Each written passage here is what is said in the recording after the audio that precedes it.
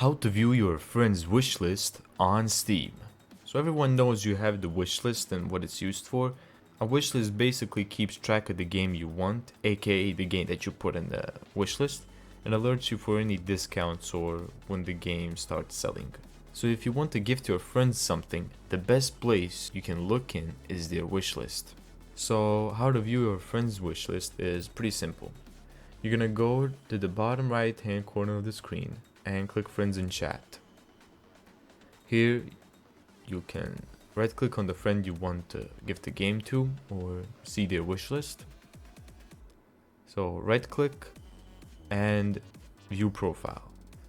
So right here in this area you're gonna want to click games and then go to their wish list under this tab right here. So what you want to keep in mind is that if their profile is private, you cannot do this at all. Only if their privacy settings are set to public or friends only. So right here I have a game that I want to give them.